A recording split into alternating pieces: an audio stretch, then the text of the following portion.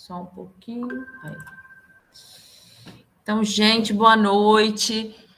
Nós estamos hoje para começar, né, a nossa terceira reunião do NeuroOn, hoje com um tema bastante proeminente. A gente fala muito sobre isso, é uma doença bastante comum, né? Então, é doença de Alzheimer. Então, é a doença neurodegenerativa mais comum, né? E aí a gente chama atenção a questão dos idosos. Então, é mais comum na população idosa e cada dia que passa, como a população envelhece, mais comum é. Além disso, é uma doença importante tanto para a fisioterapia, para a fonoaudiologia, quanto para a enfermagem. E essa integração entre nós, profissionais dessa área, mais a anatomia, vai ajudar a gente a construir o tratamento, a condução do tratamento, né? Então, estamos aqui o professor Fernando Zanella, a professora Paula Freitas, daqui a pouco a professora Carol Anhoque, da fonoaudiologia, professor Fernando Zanella, da fisioterapia, Paula Freitas, da enfermagem, o professor Atelson, que é da neuroanatomia, daqui a pouquinho também vai entrar, e a professora Carol Anhoque, que é da fonoaudiologia. Então, nós vamos começar falando desse caso. Eu vou pedir o Lucas para apresentar para a gente, né, Lucas? Você pode apresentar? Claro. Então, a gente sempre começa falando de palavras-chave, palavras desconhecidas, e aí eu queria que um de vocês, deixa só o Lucas apresentar. Deixa eu ver se ele vai conseguir, senão eu coloco aqui também. Estou apresentando aqui agora, Prove. Tá. E aí, quem que vai se habilitar para falar para a gente aqui as palavras desconhecidas? E, o professor Atelson chegou na hora. Ele parece que ele sabe, assim, ele sente o faro, ele sente o cheiro, ele chega exatamente no momento, né? Então, ele chegou aí. E aí vai começar agora, Telson, é só te dar o panorama. Eu fiz a apresentação e aí agora a gente vai começar com palavras-chave, palavras desconhecidas, bem no iniciozinho mesmo. Quem que vai poder falar para a gente? Palavras-chave e palavras desconhecidas. Ou não teve nenhuma palavra desconhecida para vocês? Prof, para a enfermagem, a gente não teve nenhuma palavra desconhecida, não. Mas algumas palavras-chave foram, tipo, por exemplo, agitação, alteração no padrão do sono, que foram coisas essenciais para a gente conseguir guiar o nosso diagnóstico.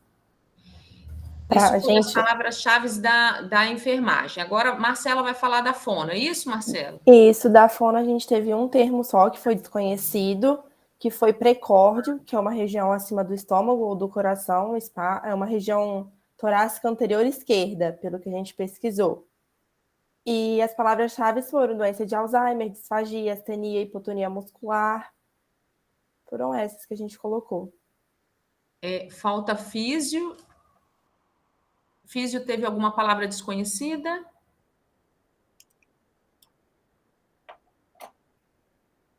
Não, professora. Não, né, Caíse? E palavras-chave? Palavras-chave da fisioterapia. Sim, nós não pegamos palavras-chave, mas nós pegamos pontos-chave, pode ser?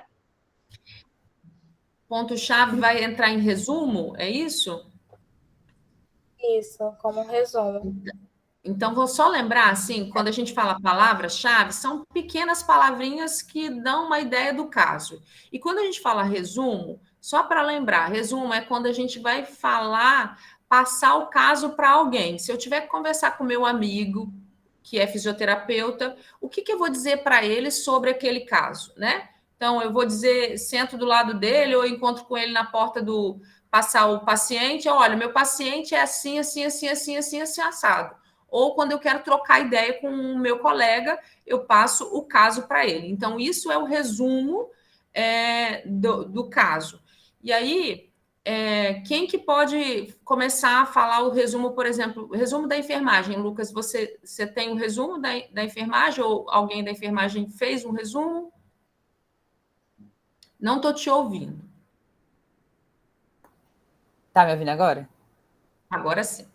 Tá. Nosso resumo, a gente basicamente se trata de um paciente de 73 anos, sexo masculino, morador de Viana, com estágio avançado de Alzheimer. Ele tem sido acompanhado pela visita de home care, que foi acionado pela família por conta do aumento de dificuldade de se alimentar, agitação e alteração no padrão do sono. Esse foi o nosso resumo em si, porque o exame físico dele, cardiovascular, pulmonar, todo o exame físico deu tudo normal. A única coisa que foi alterado foi o exame neurológico, que foi o paciente que se encontra em REG, e basicamente isso. Ok. Físio, que aí entra o que a Caís ia falar, né, Caís? Isso. A Físio pegou que ele é idoso, tem 73 anos, né? Ele está acamado há 7 meses, decorrência da doença de Alzheimer em estado avançado. E ele passou a ter dificuldade em executar atividades de vida diárias, como fazer compras, usar o telefone, tomar remédio, recebendo o auxílio da esposa para isso. E ele também está dando visita, como o Lucas falou, home care. E ele sempre foi muito ativo e ele fazia caminhada diariamente com a esposa, mas ele teve que parar há 1 ano. Ok. Fono, qual que foi o resumo da fono? Professora, foi Prof, bem parecido. Você vai falar? Posso ir? A lá, gente pode ir. colocou quase a mesma coisa que os meninos, só acrescentamos a queixa principal. Então, foi um paciente de 73 anos, do sexo masculino, natural de Viana, acamado há 7 meses em decorrência da doença de Alzheimer, em estágio avançado, paciente evoluindo para engasgos, com líquidos, com aumento da dificuldade de se alimentar, queixa de voz fraca e fala arrastada, às vezes ininteligível, agitação e alteração no padrão do sono. E relata que iniciou a notar o sintoma referido há aproximadamente 5 anos e nega antecedentes familiares de doença neurodegenerativa. Então, esse é um paciente com Alzheimer em estágio bem avançado, não é isso? Que ele está acamado. Então, a gente sabe que essa é uma doença neurodegenerativa que se inicia principalmente no hipocampo, no giro temporal, na parte medial, que depois evolui para outras partes do córtex. Então, inicia com déficit de memória, mas com o passar da progressão da doença, né, dos emaranhados de proteína tal, de beta-amiloide, que vão se depositando, vai causando outras alterações e morte desses neurônios e atrofia cortical global, que é isso que a gente está vendo aqui nesse paciente, que eu tenho certeza que vocês vão comentar ali quando estiver falando de neuroanatomia. Lucas, você levantou a mão? Levantei, prof. Uma coisa que eu acho importante a gente falar, que a gente não citou, é que esse paciente ele também é portador de hipertensão arterial, né? Então, isso influencia também no manejo do caso desse paciente. E eu percebi que eu projetei o caso errado. Aí eu vou só trocar, que tem algumas outras informações dos outros grupos também nesse caso, tá bom? Ok, pode trocar, que aí a gente já começa. Se alguém quiser fazer algum comentário, professor Atelson, professor Fernando, Paula, que aí depois a gente começa lá nas perguntas já, né? Deixa só o Lucas projetar.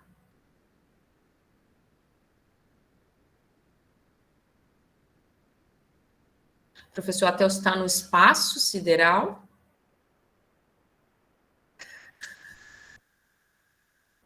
Eu vivo no mundo da lua e das estrelas. É um bom lugar, né? Vamos combinar? Aqui ninguém me incomoda. Aí já não dá, né? Aí já não. Lucas, está conseguindo ou você quer que eu faça? Prof, estou conseguindo aqui agora. Acabei de abrir o arquivo. Uhum.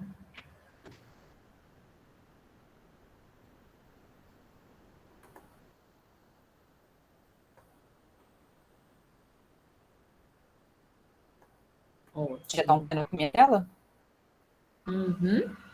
Então, você desce um pouquinho, que a gente inicia com as perguntas. Então, a gente vai iniciar com a fisioterapia, com a anatomia, né? Depois com a fisioterapia, com a enfermagem e, por último, a fonoaudiologia.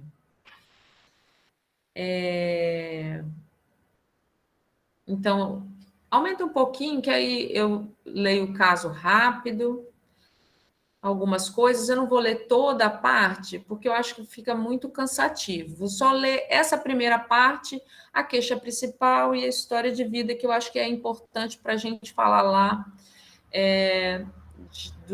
das outras questões, né? Então, é um paciente de 73 anos, sexo masculino, branco, casado, aposentado, ensino fundamental incompleto, está acamado há 7 meses em decorrência da doença de Alzheimer já no estágio avançado. Tem como queixa principal engasgos com líquidos, com aumento de dificuldade de se alimentar, queixa de voz fraca, fala arrastada, às vezes ininteligível, agitação e alteração do padrão de sono, que isso foi que a fono trouxe com bastante clareza para a gente. História de vida, relata que iniciou a notar o sintoma referido há aproximadamente 5 anos. No início, os familiares perceberam dificuldade para lembrar os nomes, recados em que estava contando os mesmos casos, fazia as mesmas perguntas de sempre. Entretanto, o paciente não percebia o esquecimento. Então, é bem no início da doença. Em seguida, passou a ter dificuldades em executar as atividades de vida diária, como fazer compras, usar o telefone, tomar remédio, receber auxílio da esposa, passou a receber auxílio da esposa para isso. Recebeu visita da equipe de home care, que foi acionada pela família por causa do aumento da dificuldade de se alimentar. Desce só um pouquinho, volta lá para a história de vida. Agitação, alteração no padrão de sono. Aqui, ó, essa historinha conta um pouquinho dessa evolução, né, Atelson? Então, aqui a gente está vendo no início da doença, acometendo mais uma área de memória, lá no giro parahipocampal, mais uma parte temporal, e depois isso evolui, essa doença neurodegenerativa, então, com alteração nos neurônios, na parte cortical, né? Então, evolui para outras áreas, com uma atrofia global, e aí aqui ele vai ter também um déficit motor, visoespacial, sensitivo, tá certo? Se a gente olhar nas imagens de cérebros Alzheimer, você vai ver que existe atrofia, tem essa atrofia cortical que é muito intensa, né? Mas você tem atrofia também de núcleos da base, por exemplo, né? Você tem o aumento dos ventrículos laterais por causa dessa atrofia do tecido nervoso, né? Então, ele encolhe de dentro para fora e de fora para dentro e de dentro para fora, né? E aí você compromete áreas importantes de manutenção dessas atividades de vida mesmo, assim, instintivas, né? De manutenção da fisiologia básica, né? Própria locomoção. É importante você falar isso, porque muitas vezes a gente estuda isso, né, e vê, os meninos estudam isso também, já perceberam que a crença é que a doença de Alzheimer, mas não é só memória, não é que ele vai ficar só esquecido, não, esse é um padrão inicial. Mas no padrão avançado, a gente vê que o paciente está aí, é o que a gente está mostrando, um paciente acamado, né, que está com muita dificuldade de deglutir, de falar, dificuldade de linguagem, alterações nos exames, não só de neuroimagem, como também nos outros exames, né, que os alunos da enfermagem vão comentar. Então, é importante a gente frisar isso. Vamos desce para mim aí, Lucas. Eu não vou falar esse exame físico, porque os alunos da enfermagem vão comentar toda essa alteração, as principais alterações, né? Desce mais um pouquinho, vamos ver se tem alguma coisa para a gente comentar, exames complementares que vocês vão falar, e a neuroimagem. Então, a neuroimagem, a gente está aqui com essa ressonância magnética por PET, né? E aí tem também usando um biomarcador. E a gente entra nas perguntas de anatomia. Então, quem vai responder a primeira questão de anatomia? Depois a gente volta para a figura, porque a gente vai precisar, eu acho que até que o Lucas já vai usar a figura que eles fizeram. Quem que vai responder a primeira pergunta? Eu vou responder a primeira. Bem, a primeira questão, ela pede para definir sulcos e giros. Nós trouxemos que os sulcos, eles são depressões na superfície do cérebro que delimitam os giros cerebrais. E os giros, eles são saliências ou dobras do córtex cerebral. E a existência dos sulcos, ele permite um considerável aumento da superfície sem aumentar o volume cerebral. E os sulcos, eles ajudam a delimitar os lobos cerebrais, que recebem o nome conforme sua localização em relação aos ossos do crânio: frontal, parietal, temporal e occipital. Muito bom. Faltou a ínsula, que não recebe o nome porque não tem nenhum osso, ínsula, né? Mas que também é uma parte do encéfalo.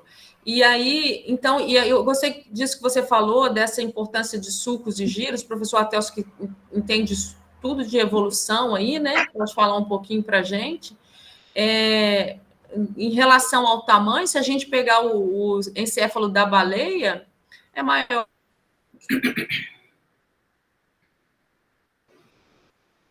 do que o nosso, mas não tem a quantidade de sulcos e giros que a gente tem. Então, evolutivamente, a gente pode dizer que isso foi um progresso, né, do humano, a questão das formações de sulcos e giros. Posso complementar, Juliana?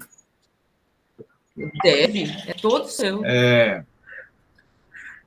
Ela falou aí, né, desse aumento da superfície, né, quando você tem essa irregularidade, esses sulcos e giros, né?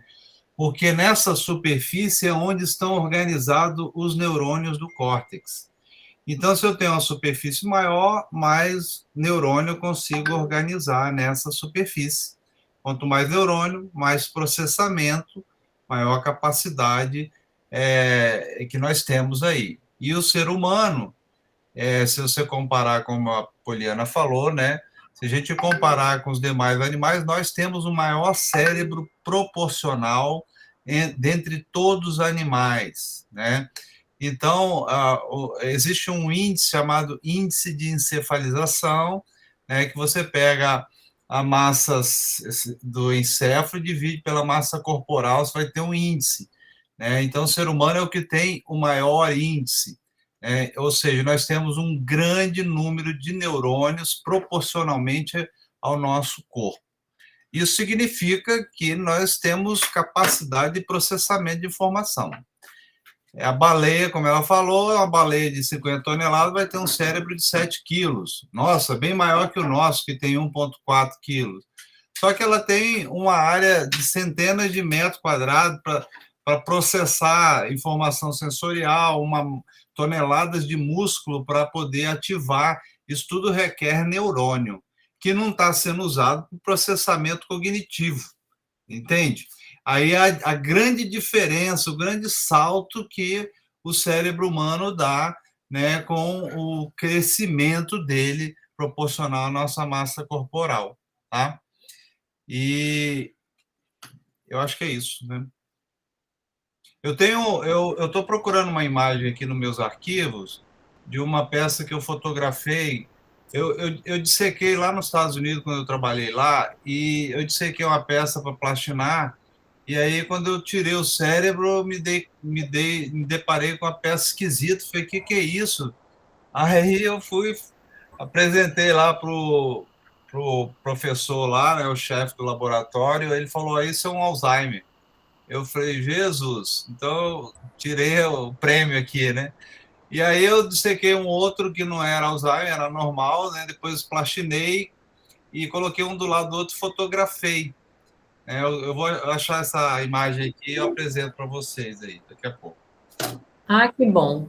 Agora a gente vai para a segunda pergunta que a enfermagem vai responder, né, Lucas? Isso, eu vou só recompartilhar a tela para a gente mostrar a imagem que a gente fez bonitinha. Uhum. Repete a pergunta, tá?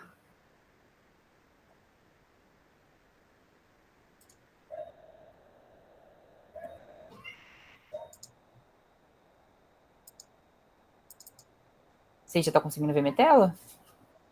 Tá começando. Sim, Tá dando para ver? Tá, né? Uhum. Tá, sim. vou só pegar a pergunta aqui no meu celular para não ter que ficar baixando e subindo Uhum. toda hora.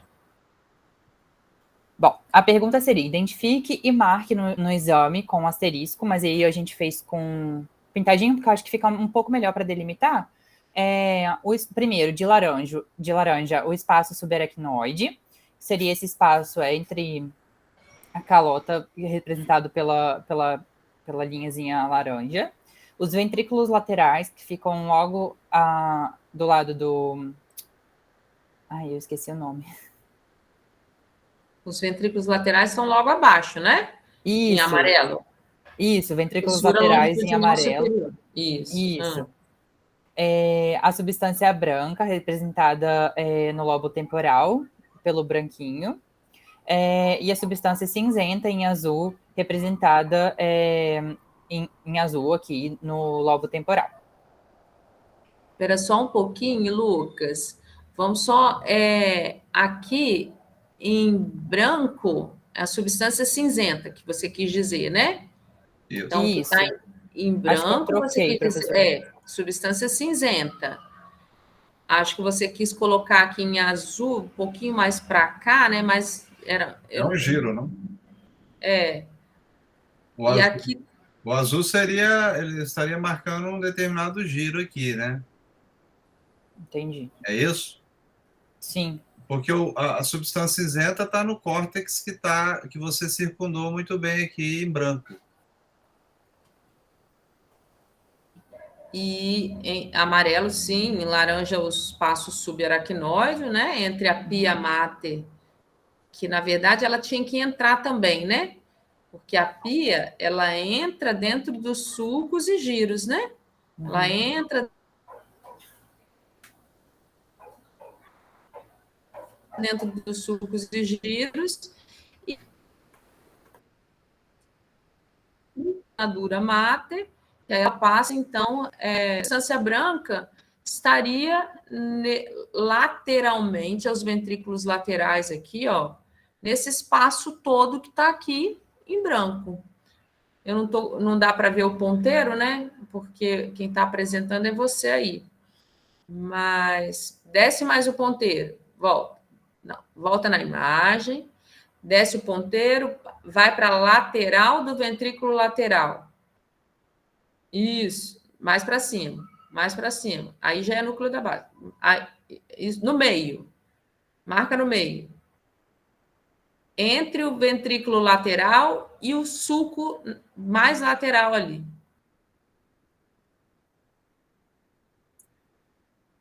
Mais para a esquerda. Isso aí. Isso. Essa massa aí é o centro branco, né? E ele se estende aí. Se você descer um pouquinho, observa aí embaixo que tem uma massa acinzentada de um lado e de outro, meio triangular aí, né? Aqui você tem o núcleo lentiforme aqui, né? Com putamen, globo pálido. A imagem não está com muita qualidade aqui, a gente não consegue ver direito o caudado aqui, ou ele está bem atrofiadinho aqui. Eu acho que está mais isso, sabe? Ele deve estar... Primeiro é um corte mais posteriorizado, então ele estaria menor mesmo. Mas como o ventrículo lateral está muito alargado, que é até uma coisa que você já tinha comentado, né? E então, por isso, eu acho que o caudado está bem pequenininho mesmo. Uhum.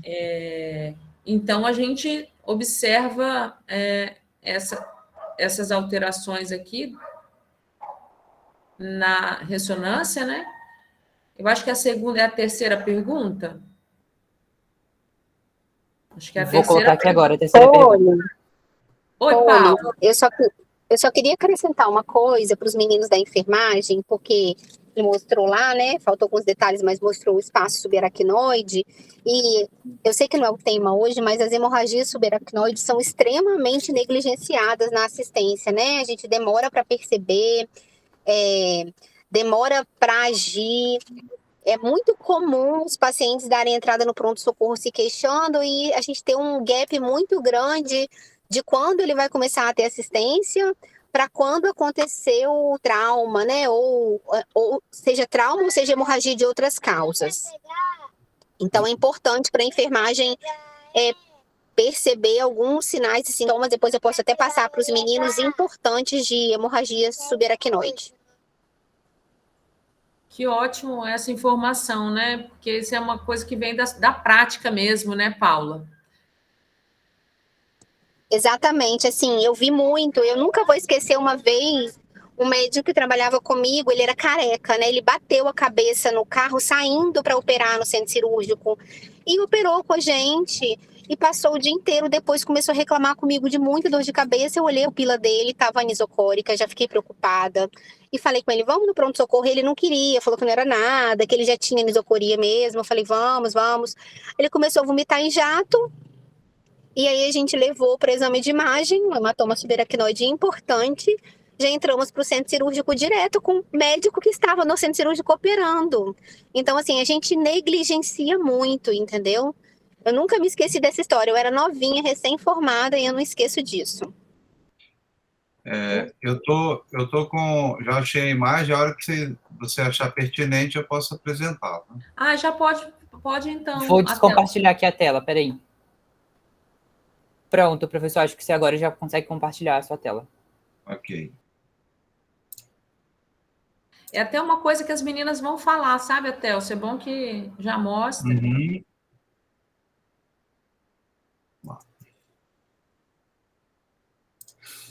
Isso aqui é um conjunto de peças que eu plastinei lá nos Estados Unidos.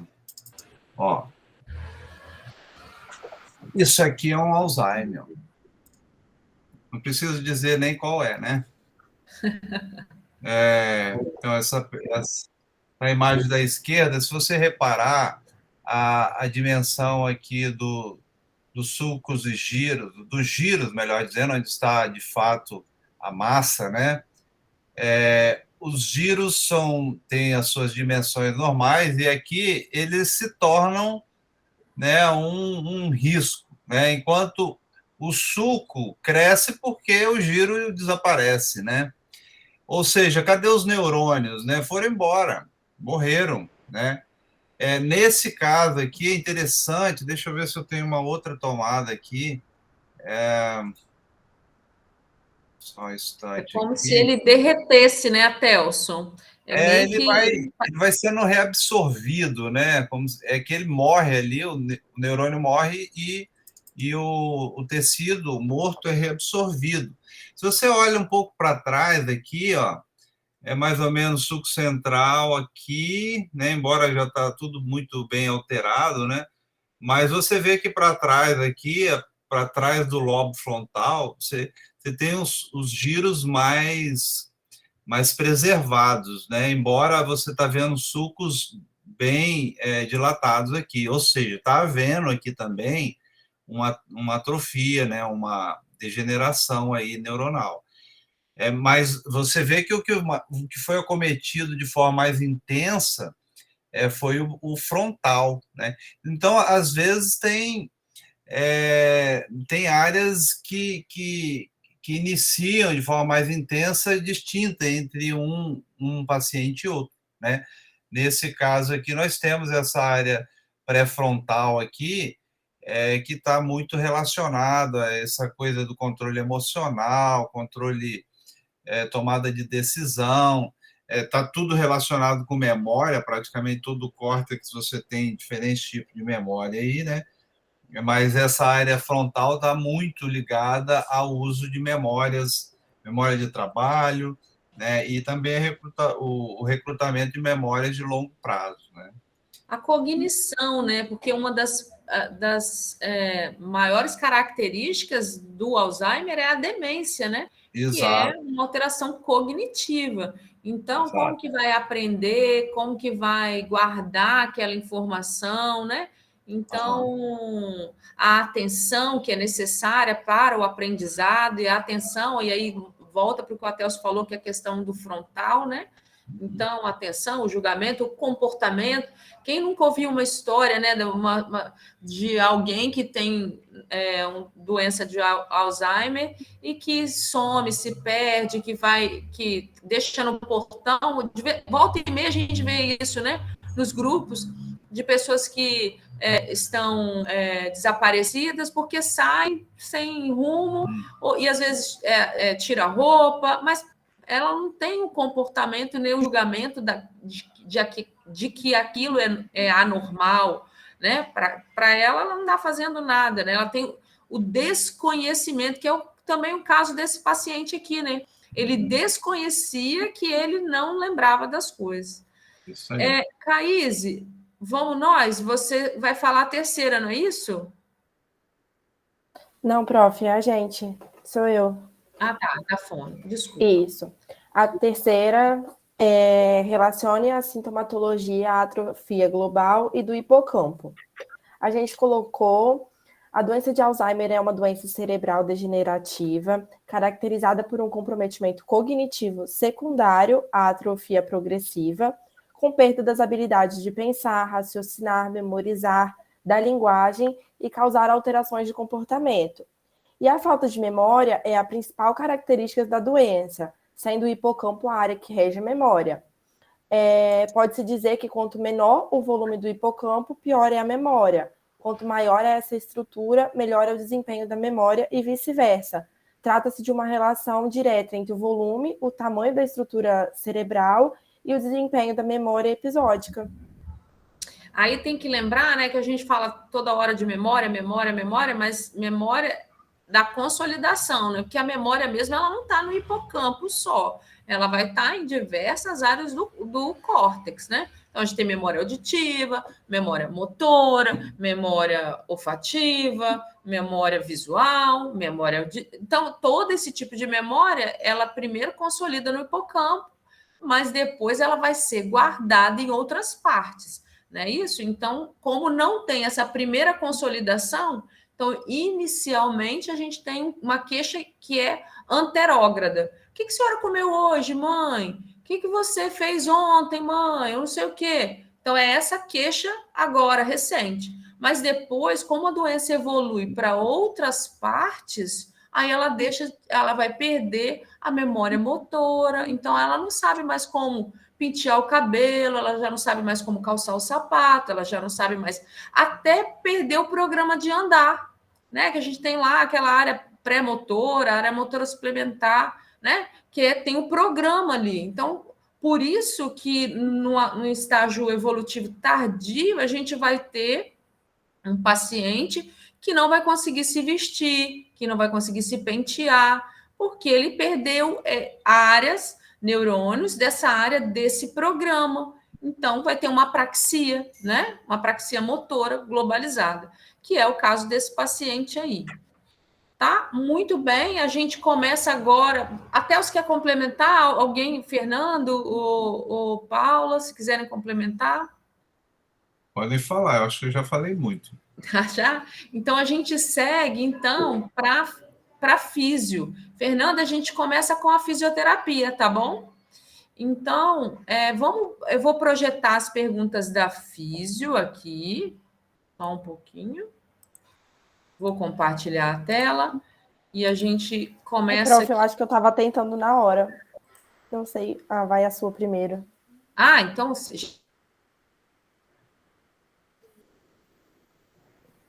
Ixi, foi o meu ou o seu? Tá travando aqui para mim. Então tá apresentando da Poliana. Agora parou. Nossa, já...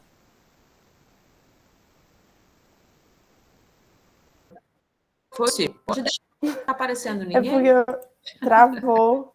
Sua tela ainda está visível para Isso. outros. Então, agora vocês estão vendo a minha. Uhum. É isso? Isso. Então, a gente inicia com a fisioterapia. Então, segue aí. Eu não vejo vocês. Então, quem que vai responder a nona? Eu vou responder a número 1. Identificar o nível de atividade e participação do paciente. O paciente ele apresenta Uma coisa que eu queria, limitação só um pouquinho, Marcela, só um pouquinho. Marcela e Fernando, você quer que ela responda tudo de uma vez? Pode Ou responder você vai tudo. pontuando? Vamos lá. Tá. O paciente ele apresenta limitação para executar atividades, como fazer compras sozinho e realizar seu autocuidado, como tomar a medicação, recebendo auxílio da esposa para essas atividades. Ademais, possui restrição na sua participação social, pois não consegue utilizar o telefone para se comunicar. Também precisa da esposa para isso e também deixou de realizar caminhadas. Agora já vamos para a segunda questão, né? Que é escolha a escala de avaliação funcional e adeque à condição do paciente. Então, a gente escolheu como instrumento de avaliação funcional questionário. Vocês podiam colocar na tela para a gente ler a resposta, não pode, não? Será que alguém consegue? Gente, aqui o meu tá bem travado, professora. Não sei se está aparecendo eu. Tá sim, tá linda. Desculpa, eu caí, eu fiquei sem bateria no celular, agora eu voltei pro computador, já estou em casa. Desculpa, tá? Não, tá tranquilo aqui. Alguém vai apresentar as perguntas, as respostas? Eu não Prof, consigo você tem que parar compartilhar. de compartilhar. Eu já parei. Não parou não, prof. Parei, Tá não. aqui ainda. Parei. Eu não tô conseguindo compartilhar, gente. Tá travado aqui para mim. Também não consigo.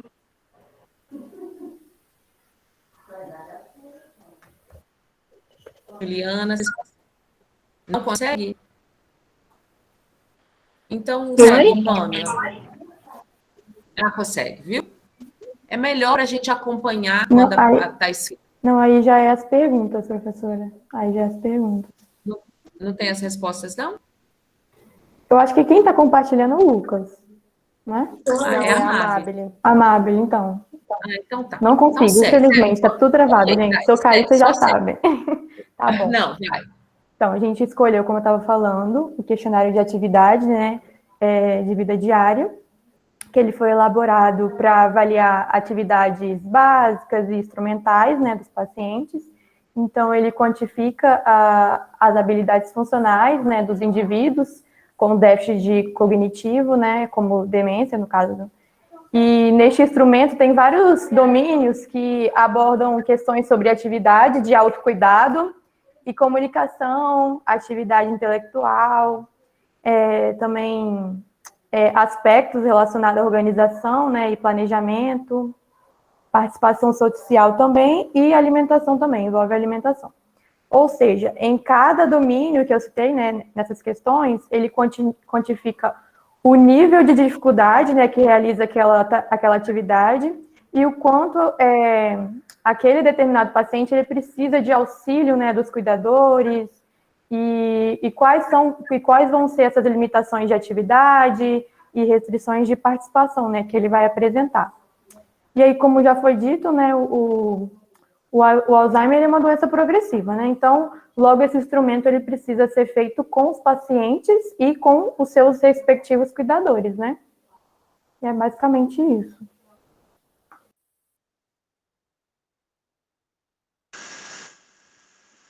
A próxima pergunta, ela refere-se à pergunta PICO. Esse é um modelo recomendado para simplificar a construção da pergunta de pesquisa e também facilitar o seu processo de busca, onde o P corresponde à população e pacientes, e o I é a intervenção, o C é comparação ao controle e o O é o desejo clínico.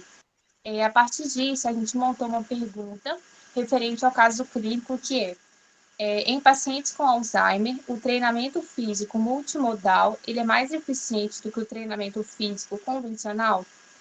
Aí o P seria o pacientes com Alzheimer, o I, o treinamento físico multimodal, o C, o treinamento físico convencional e o O, maior eficiência.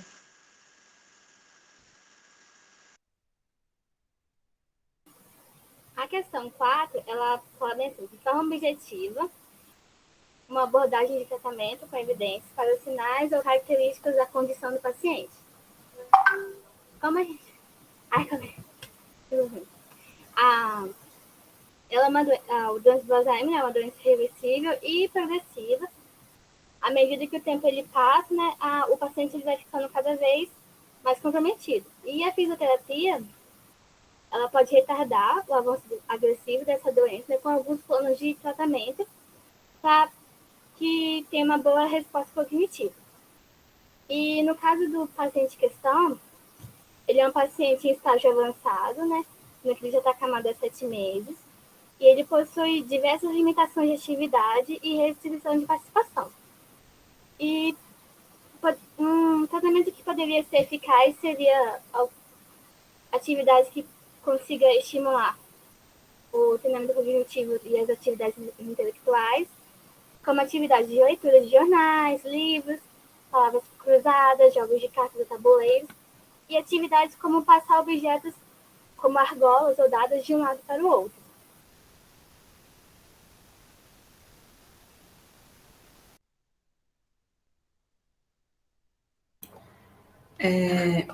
E no caso, essas atividades, elas normalmente vão ser feitas nos pacientes que estão na fase leve a moderada da doença, porque eles ainda estão respondendo ao tratamento, respondem aos comandos, então é um pouco mais fácil. No caso do paciente que já está num estado avançado, a gente mesmo teve dificuldade em encontrar um tratamento porque não fazem muitos estudos com esses pacientes, porque exatamente por causa da fase deles, eles já não estão respondendo aos comandos, não respondem aos exercícios, não se movimentam tanto, então é um pouco mais complicado. Então, pelos artigos que nós pegamos, foram essas atividades que foram propostas como cinesioterapia, no caso dos pacientes mais leves, ou uma cinesioterapia com a hidroterapia, esses jogos ou leituras. E no caso do nosso paciente que está acamado, o melhor tratamento que poderíamos fazer com ele seria continuar com esses exercícios cognitivos, continuar incentivando uma leitura, ou tentar identificar alguns objetos, animais, essas coisas mais simples para tentar manter o cérebro dele ainda ativo, e ensinar os familiares e cuidadores a mudar a posição do paciente para ele não ter que ficar exatamente ele parado, sempre na mesma posição, e com isso evitar as escaras, além do... Calma. E ajudar tentar fazer exercícios respiratórios para tentar expandir um pouco mais na questão da respiração do paciente, para ele não ter que depender tão cedo de aparelhos, tentar manter uma forma mais... tentar evitar o uso dos aparelhos. Aí seria esse tratamento, uma forma de tratamento para esse tipo de paciente.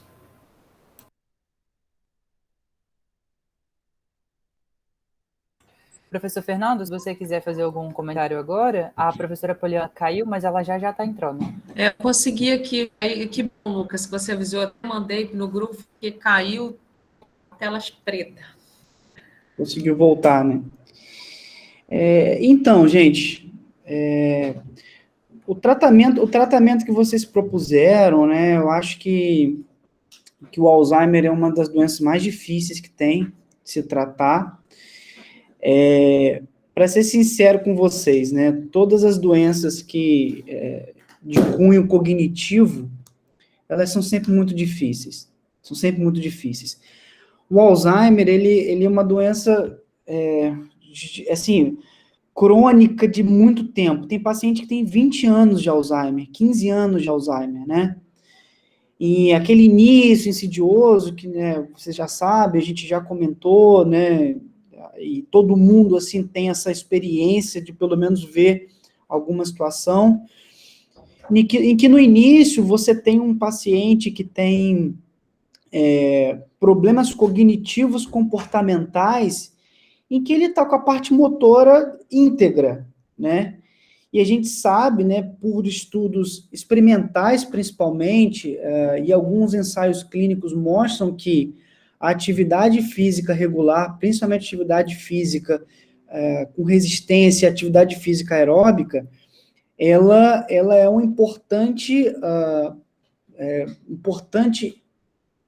instrumento de manutenção ali do cérebro e até algum retardo em relação a algumas degenerações. Só que como que você chega para um paciente desse, um paciente que é extremamente arisco, às vezes, agressivo, principalmente no início, não sei se vocês já tiveram oportunidade de conviver com algum, e você vai propor uma atividade, um exercício para ele. Ele simplesmente não aceita, né? Então, catedraticamente, a doença de Alzheimer é uma das doenças neurológicas, né? É uma das doenças que você mais necessita de um trabalho interprofissional. Eu não vejo condição de trabalhar sem a ajuda do psicólogo, assim, falando pela fisioterapia. Não vejo condição de trabalhar sem a ajuda de um nutricionista, não vejo condição de trabalhar sem a ajuda do médico, sem a ajuda do terapeuta ocupacional, sem a ajuda do fonoaudiólogo. Não tem como, porque é cada um colocando um tijolo para construir um muro nessa doença.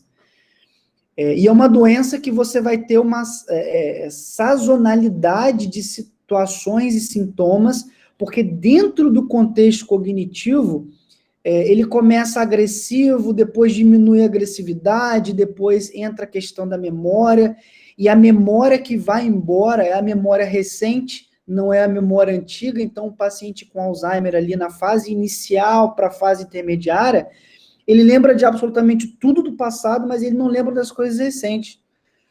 Então, assim, eu já tive várias situações, já conheci vários pacientes. Uma situação engraçada, né? Não é engraçada, né? Mas uma situação curiosa que eu trago foi uma paciente que era uma imigrante italiana e ela, né, falava italiano e ela aprendeu o português bem depois.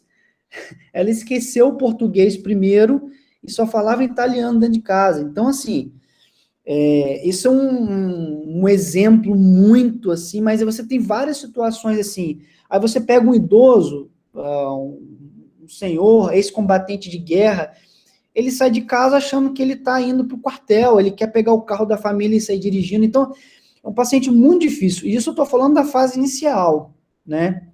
E aí vocês propuseram um tratamento extremamente aberto, mas é isso mesmo, porque depende muito das características e do estágio da doença. E pacientes aí na fase terminal, acamado, o direcionamento ele é totalmente o outro, né? Manutenção ali da amplitude de movimento, manutenção, evitar escara, manter mobilidade, essa questão da qualidade de vida, se você diminui a dor de um paciente acamado, você está propondo uma melhor qualidade de vida para ele. Se você mantém uma mobilidade e promove ao cuidador uma facilidade maior de trocar uma fralda, é uma melhor qualidade de vida para o paciente e para o cuidador também.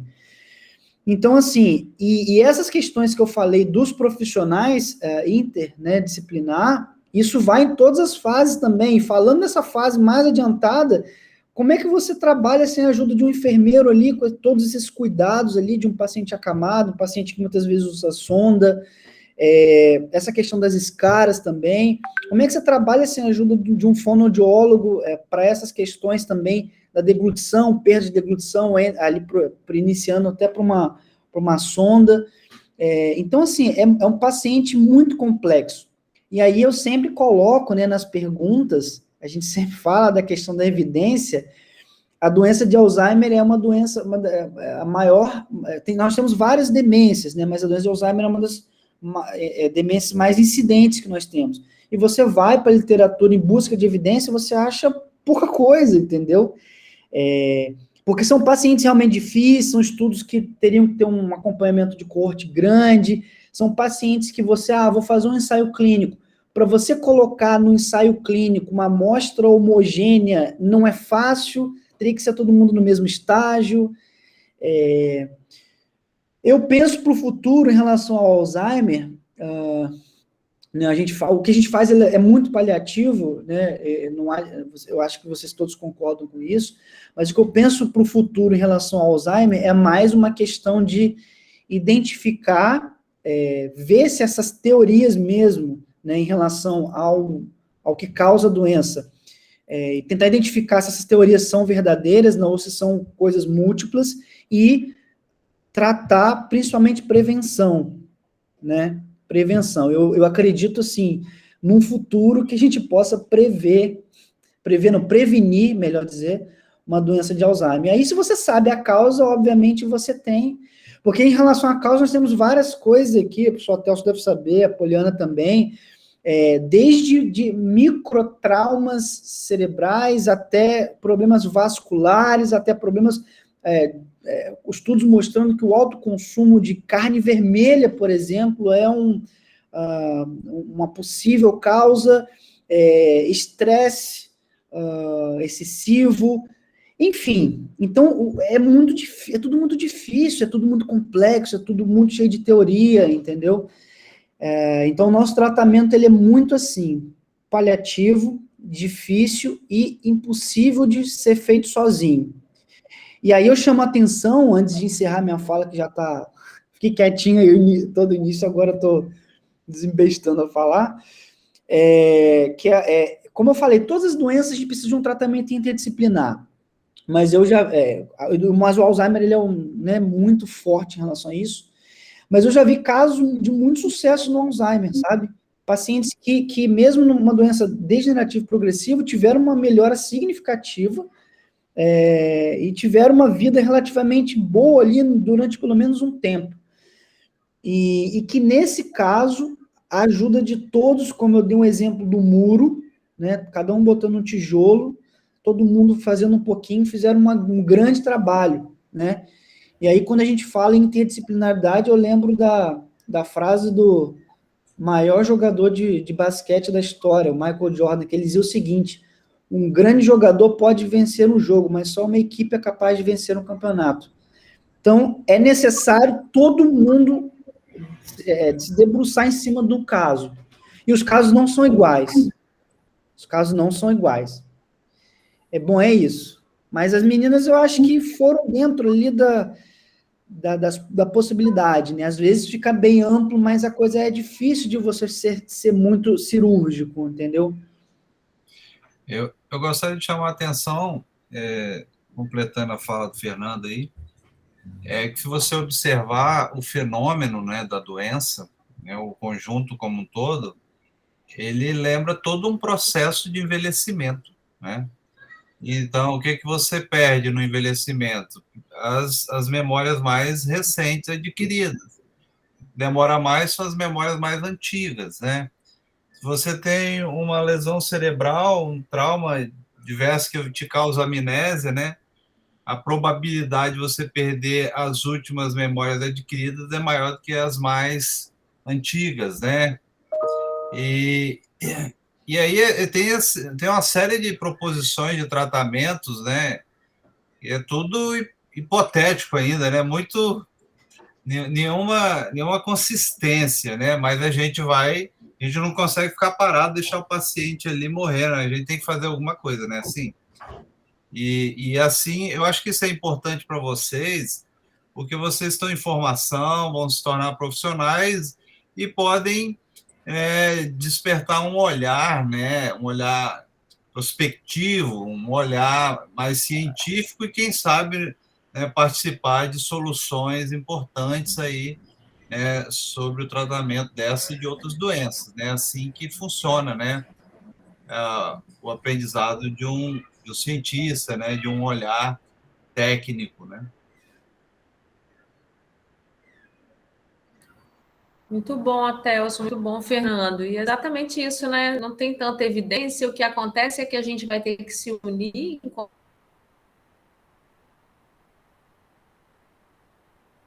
profissional, né?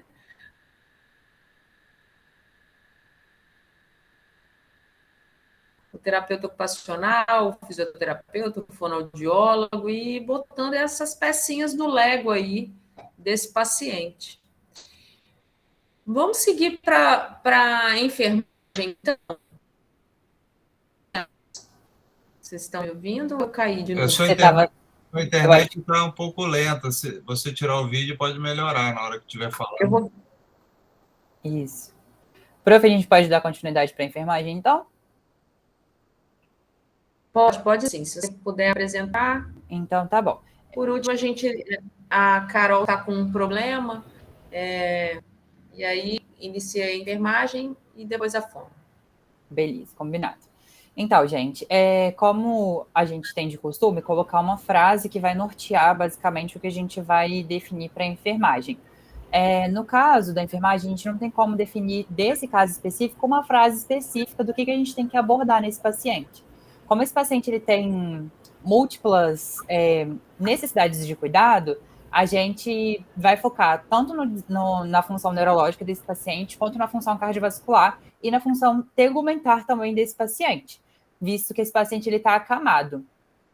Gostaria só de aproveitar para fazer um adendo. A gente não utiliza mais o termo SCARA, porque SCARA ele não é sinônimo de lesão por pressão. Aí, SCARA é tipo, mais ou menos uma carapaça dura. Então, assim, nem todo paciente que ele está acamado, ele vai vir a desenvolver uma necrose, por exemplo, da região sacral. Agora a gente utiliza o termo de lesão por pressão, que ela é estagiada. Inclusive, isso entraria dentro de um dos nossos diagnósticos que a gente estabeleceu para esse paciente. Como esse paciente está acamado há 7 meses em decorrência da DA, esse paciente ele tem risco de lesão por pressão. Então, uma das intervenções que a gente sugere para esse paciente é que seja feita a troca de decúbito a cada 2 horas, seja hidratada a pele desse paciente, e se caso esse paciente ele use fralda, que haja a prevenção de DAI, que é dermatite associada à incontinência. Outra intervenção de enfermagem junto com o diagnóstico seria a agitação. O diagnóstico de enfermagem e agitação e a intervenção seria escutar atentamente, permitindo que a pessoa possa se expressar, para tentar acalmar essa pessoa, identificar atividades que promovem conforto e incentivá-los a realizá-los, para que esse paciente ele possa se sentir mais calmo, para que esse paciente ele possa se sentir mais acolhido. Outro diagnóstico de enfermagem é deglutição prejudicada devido à alimentação, sendo com as intervenções adaptação da dieta junto com a nutricionista, oferecer, por exemplo, alimentos mais pastosos ou líquidos que possam favorecer ou facilitar a deglutição. No caso desse paciente também pode ser recomendado a passagem de uma sonda nasogástrica, visto que esse paciente ele já está tendo engasgos com até mesmo comidas líquidas. Remover estímulos que atrapalhem a deglutição, tipo, por exemplo, quando esse paciente ele estiver fazendo o processo de alimentação, retirar celular, televisão, conversas durante o ambiente que esse paciente ele estiver, e verificar se o reflexo de tosse desse paciente está presente. Basicamente isso. Outro diagnóstico de enfermagem que a gente pode ver é a falta de consciência ou cognição dos sintomas. Esse paciente ele não reconhece que ele está tendo esses tipos de sintomas. Então, a gente precisa intervir, fazendo o monitoramento da consciência desse paciente. Então, caso se tiver um rebaixamento de nível de consciência desse paciente, como esse paciente ele está em home care, seria necessário transportá-lo para uma unidade de atenção mais especializada e explicar ao paciente sobre o estado mental que ele comporta, mesmo que esse paciente ele tende a esquecer isso. Além disso, a gente tem que avaliar o estado da memória desse paciente, realizando testes de qualidade de vida, ou até mesmo testes como, por exemplo, o Mini-Mental. Aí o Aurélio vai dar continuidade aos outros diagnósticos de enfermagem que a gente colocou. Professora Paula, se você quiser acrescentar alguma coisa, tá? Fique à vontade. Os outros diagnósticos que a gente listou para o caso abordado foi a condição neurológica ineficaz relacionada a quadro de perda de memória e astenia. Aí, dentro das intervenções, nós colocamos para prevenção de queda, né, pois devido à fraqueza, e ele pode tropeçar, cair.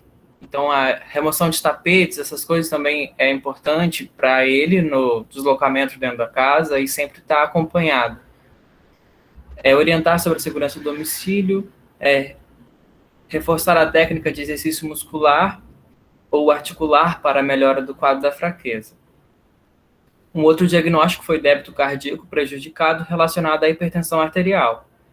E a intervenção de enfermagem para esse diagnóstico foi monitorar a pressão arterial 2 vezes ao dia e, caso acima de 140/90, administrar furosemida para o paciente. Outra coisa importante de se dizer também é que quando esse paciente ele for internado, alguma coisa do tipo, é necessário que seja feito exames complementares para descartar outros tipos de demências secundárias ao Alzheimer que possam estar influenciando ou agravando esse quadro. Então, por isso que é necessário aqueles exames complementares já listados no caso, como, por exemplo, vitamina B12, exame de urina do tipo 1, para descartar todos os tipos de alterações que possam vir secundariamente ao Alzheimer, agravando essa doença desse paciente. Só mais uma coisa, só uma correção, que no caso não é a furosemida, no caso da intervenção, foi só um exemplo de qualquer fármaco que vai causar a redução da pressão arterial. Só isso.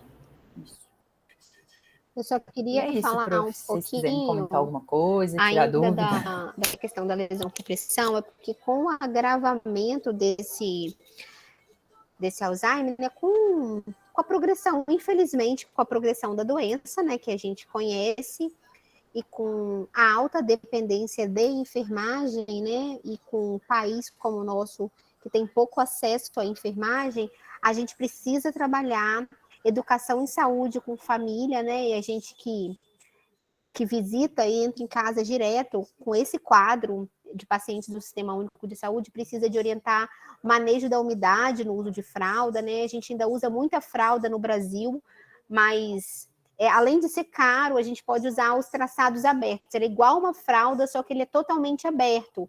Aí a urina se dispersa por aquele traçado aberto, igual um pip dog de cachorro. Não sei se quem tem cachorro aí sabe o que eu tô falando. Ele fica aberto na cama, tem o mesmo tecido da fralda, só que totalmente aberto. Então, a urina e as fezes, elas dispersam nesse tecido e diminui a umidade na genitália e na sacra do paciente, diminuindo o risco de lesão por pressão, de infecção por lesão por pressão, osteomielite, internação e as complicações inerentes a um processo de cuidar ruim, né? Então, a gente ainda precisa de avançar muito nessas questões de orientação quanto ao manejo de umidade para paciente que não tem mais controle de esfíncter. É isso.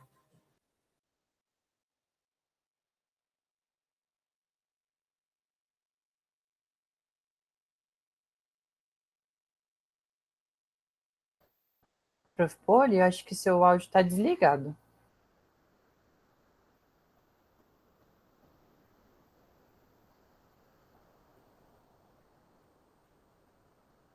Não sei se ela caiu, gente. Eu acho que a gente pode dar prosseguimento para a Fono. Isso.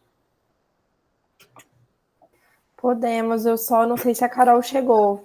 Continuar sem ela? Eu acho que ela está com algum problema pessoal. Acho que pode continuar sem ela. Aí, se algum dos professores puder dar alguma opinião sobre a intervenção, acho que vai ser legal. Vamos lá. Tá.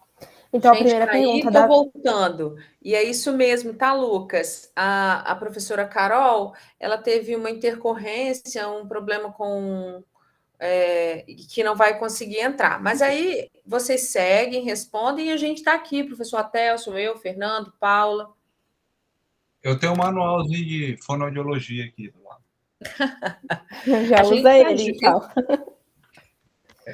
Bom, pode ir, então? A primeira pergunta foi: quais os principais prejuízos e limitações relacionados à fonoaudiologia podemos esperar num paciente com doença de Alzheimer?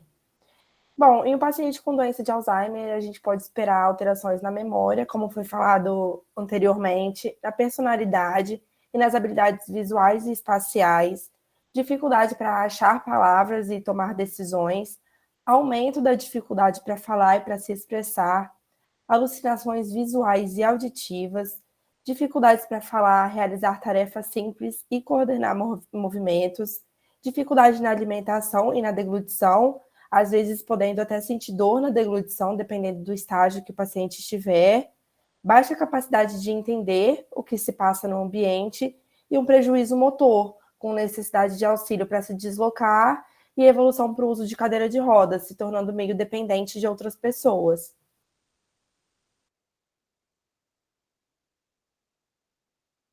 A segunda, Samara, você está aí? Tô sim. Segundo, são quais estratégias poderiam ser utilizadas para o manejo da disfagia, alteração na voz e na linguagem desse paciente. Então, na disfagia, a gente pode usar manobras compensatórias, que podem ser o queixo para baixo, para melhorar a proteção das vias aéreas durante a deglutição, mudança na consistência do bolo para facilitar a alimentação de pacientes com diminuição da coordenação da língua, contração reduzida da faringe, atraso no reflexo da deglutição, proteção das vias aéreas reduzidas e ou dificuldade da mastigação. Pode ser utilizado deglutição com esforço para aumentar a força de ejeção do bolo e aproximar as estruturas da laringe, melhorando a proteção das vias aéreas. A frequência da deglutição também, utilizando deglutições múltiplas, e os efeitos do bolo, como mudar o volume, a viscosidade, temperatura, textura, entre outros.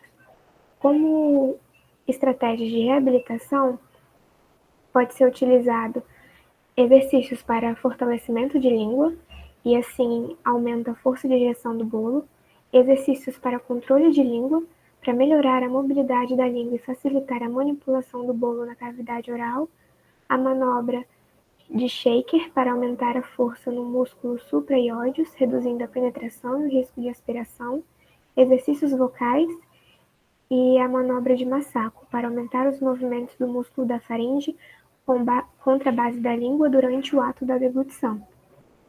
E já nas estratégias de comunicação, pode dar uma informação de cada vez, utilizar perguntas simples e fechadas para que o paciente não se perca na resposta, enfatizar expressões faciais, usar frases simples, ser literal, estabelecer rotina e trabalhar com música para o desenvolvimento da linguagem, emoção, atenção e cognição.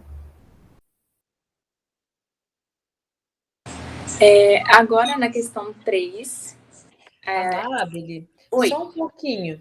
Eu fico tão encantada com a fonoaudiologia, porque na hora que eu escuto a Marcela falando lá dos principais prejuízos, a gente relaciona diretamente com toda a parte da neuroanatomia, né? E depois, escutando a Samara falar das estratégias, tem coisas que às vezes a gente nem imagina o quanto que isso é importante para o paciente. Então, ela falou assim, fortalecer a musculatura da língua, fortalecer os músculos supraioides. Então, que isso tudo vai influenciar na deglutição, que isso tudo vai melhorar a qualidade de vida desse paciente e que muitas vezes a gente, enquanto outros profissionais, a gente também negligencia, né? Então, isso eu chamo atenção porque eu fico encantada com a quantidade de coisas que a fono é capaz de melhorar nesses pacientes, né?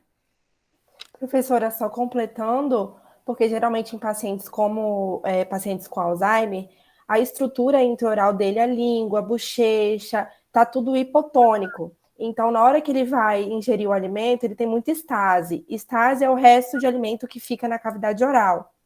Então, aí a gente precisa estar fortalecendo a língua, igual você falou, para que ele consiga formar o bolo e consiga ejetar esse bolo, sabe, para a faringe. Porque ele, tendo tudo hipotônico, ele não consegue formar esse bolo, fica tudo meio solto, então vai se espalhando, entendeu? Vai indo para o vestíbulo lateral, o vestíbulo anterior da boca, o assoalho da boca, e aí são as estases. E aí a gente percebe, assim, o quanto é complicado, porque aí a gente tem, por exemplo, situações que podem causar broncoaspiração, né?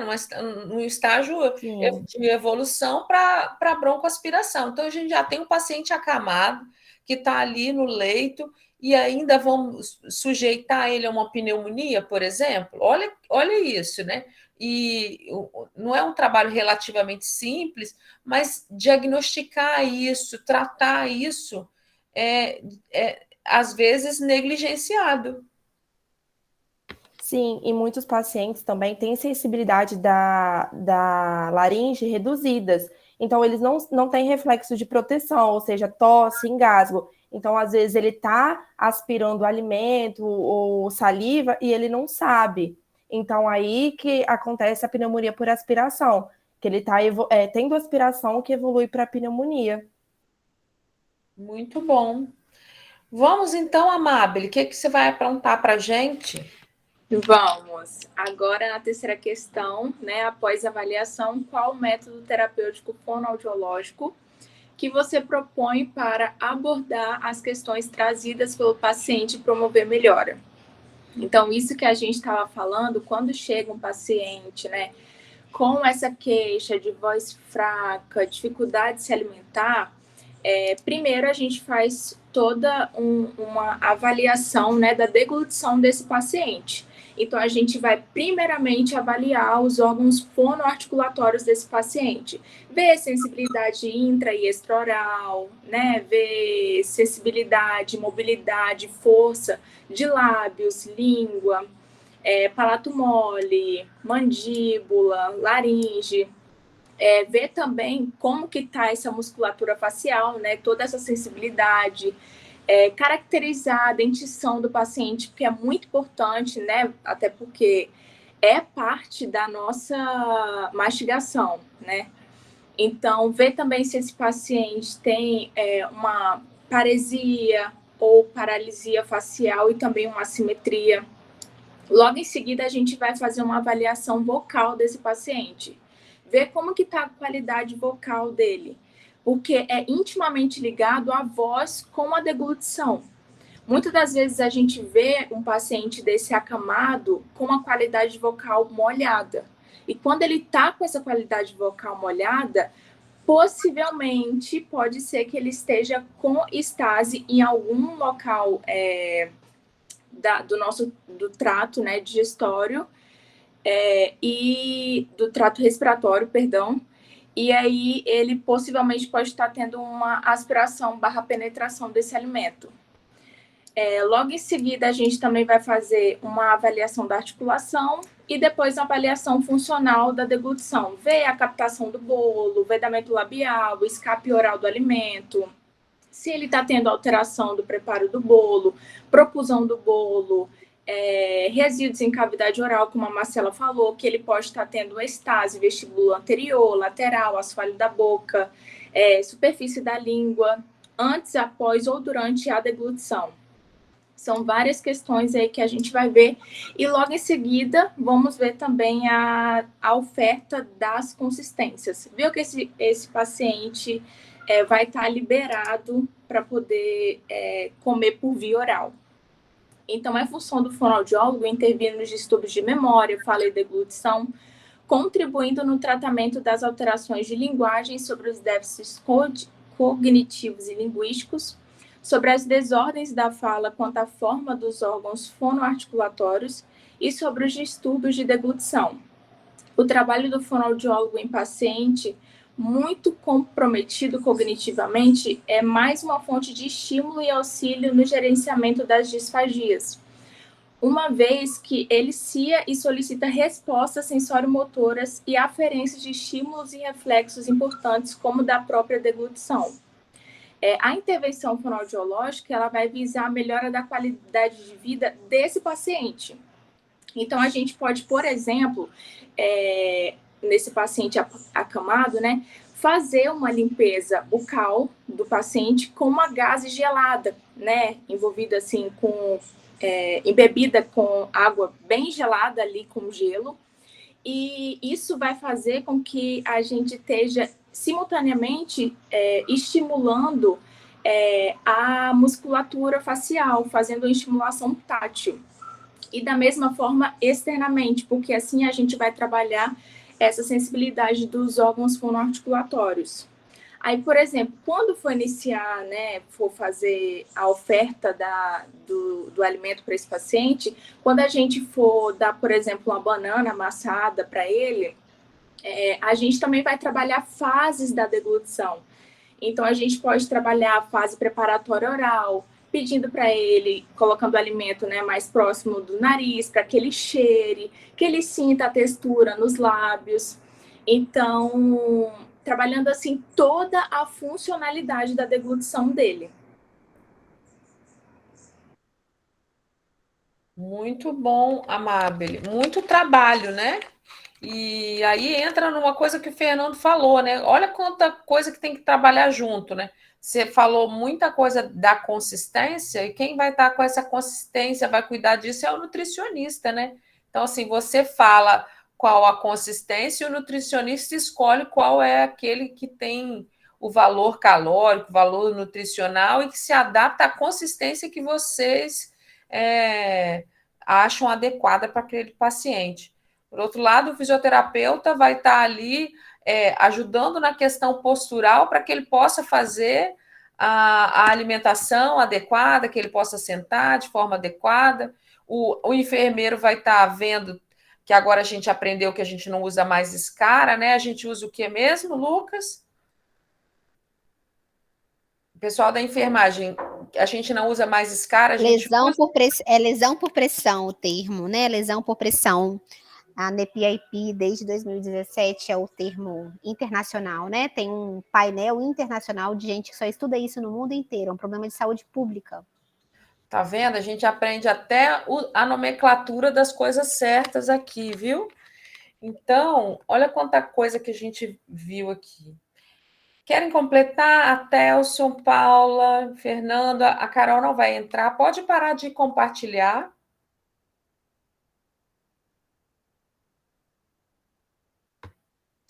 É importante, né, que os profissionais da saúde entendam também, tem essa noção, essa dimensão da evolução da doença, né? Que é uma doença, não tem cura, é progressiva, né? E esse paciente tem uma trajetória, né? O que a gente vai fazer é tentar melhorar, né, ao máximo a qualidade de vida dele, dentro daquele tempo aquela janela de tempo que nós temos, né? Porque vai chegar um momento que essas manobras não vão ser mais necessárias, porque ele não vai ter a menor condição de deglutição, né? E aí vai ter que se partir para outros procedimentos, né? Como sondas, né? Etc. Mas eu acho que todo esse arcabouço multidisciplinar aí, né, que está aqui, né, se mostrando aqui nessa sala, só mostra a nossa capacidade, né, de trabalhar a qualidade de vida, o prolongamento da vida, que é única, né, pelo menos para mim, e é preciosa. Embora chega a um dado momento que a gente começa a ter uma crise de um conflito ético, né? Que chega uma hora que você começa a avaliar que não faz sentido, né, aquela condição do paciente, mas tem uma questão ética aí que a gente precisa estar também atento e preparado. Paula levantou a mão, professora? Eu levantei, sim, que o professor Atelso falou uma coisa importante do avançar da doença, e talvez a enfermagem, eu não sei se é porque, apesar de eu ter mestrado e doutorado na saúde coletiva, estou vivenciando a saúde coletiva na prática agora, mas, assim, nesses tipos de doença eu percebo uma atuação da enfermagem mais a nível de ou cuidados domiciliares ou hospitalares. Eu penso que no avançar da doença a enfermagem vai tendo uma atuação mais robusta, né? E aí, quando ele falou de alimentação, quando é impossível, né? O fono já sabe que a deglutição não vai mais acontecer. O mais seguro para esse paciente não é o uso de sonda, tá? É o uso de gastrostomia, porque o risco de broncoaspiração é super alto. Então, aí tem todos os cuidados. Infelizmente, a Prefeitura de Vitória não tem melhor em casa, né? Então, as enfermeiras da Estratégia da Família super sobrecarregadas têm dado conta desses pacientes. Aí, no caso, eu tenho dado no lugar delas. São pacientes que deveriam estar internados, assim, são pacientes com BIPAP, que é um respirador portátil manual, né? A gente está falando termos aqui, com gastrostomia, acamados que tem uma família ali totalmente vulnerável e às vezes muito pobre, tá? E que às vezes pouca coisa simples, gente, assim, que você ensina, quando você chega na outra semana, eles estão fazendo e geram conforto tanto para quem cuida, que a gente precisa de pensar em quem fica horas em cima de alguém, como para quem também é cuidado, né, que foi o que o professor Telson falou, até onde vai a obstinação terapêutica, mas também a gente tem que ter um olhar de conforto. Esses dias eu passei uma sonda vesical de demora numa paciente que não tinha indicação clínica nenhuma de ficar sondada, né, uma paciente com Alzheimer avançado, inclusive, e eu passei por conforto da família, estou sendo bem honesta. A filha estava esgotada fisicamente, ela tem 11 lesões por pressão, de 10 ou 12 dias internada. Infelizmente, em casa, a família cuida melhor do que a enfermagem nos serviços de saúde. E aí eu tomei a decisão clínica e assumi os riscos, registrei os riscos e passei em casa mesmo. E chamei a filha e falei, olha, você precisa de sair um pouquinho daqui, você precisa de fazer a sua ginástica. Mas ela vai ficar sozinha? Eu falei, ela não anda, ela não fala, não vai acontecer nada com ela se você sair daqui 1 horinha por dia para você fazer uma ginástica. A filha está bem melhor, graças a Deus, está com a mente melhor.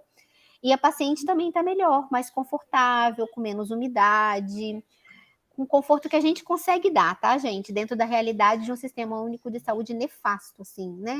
Com a Covid, com todos os... Eu fico vendo vocês falarem, fico vendo a realidade esfregada na minha cara todo dia. Aí, por isso que eu estou trazendo isso para vocês.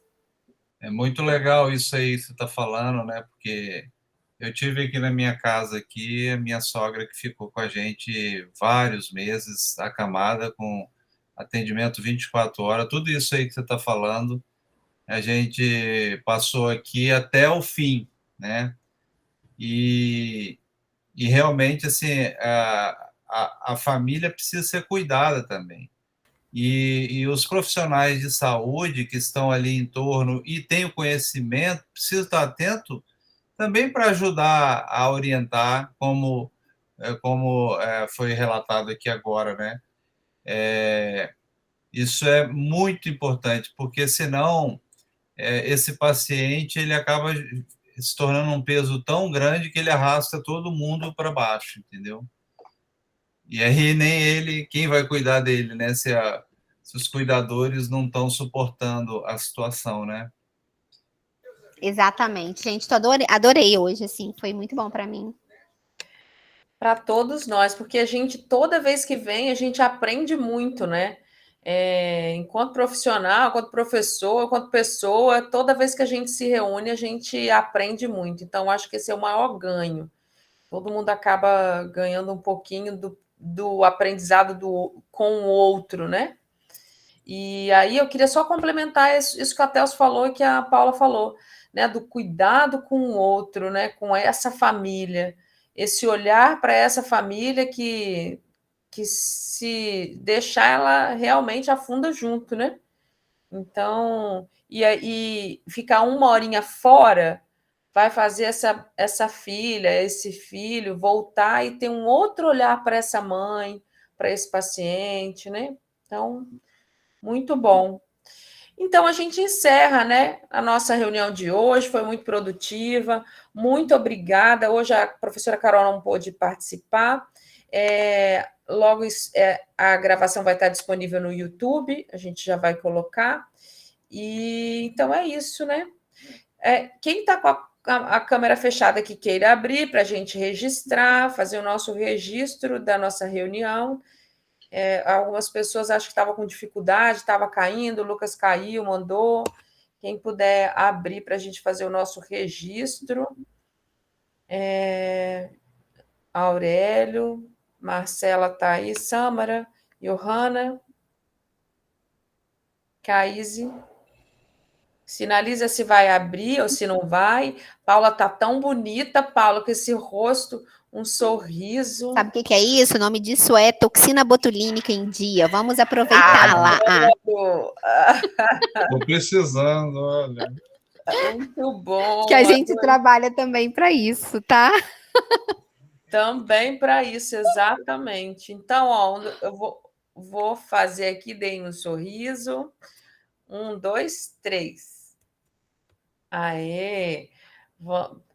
Foi aqui, deixa eu parar a gravação, só um segundo para eu confirmar, interromper a gravação, só para eu não correr o risco de não conseguir ter feito, né? Porque isso é a minha cara, às vezes eu não consegui fazer. Eu, gente, faço isso direto, os alunos querem me matar, que às vezes o aluno não está na aula, eu falo, não gravo para você, daqui a pouco acontece alguma coisa, eu não gravei, ai meu Deus. Deu certo, gente. Então, todo mundo com um sorriso bonito.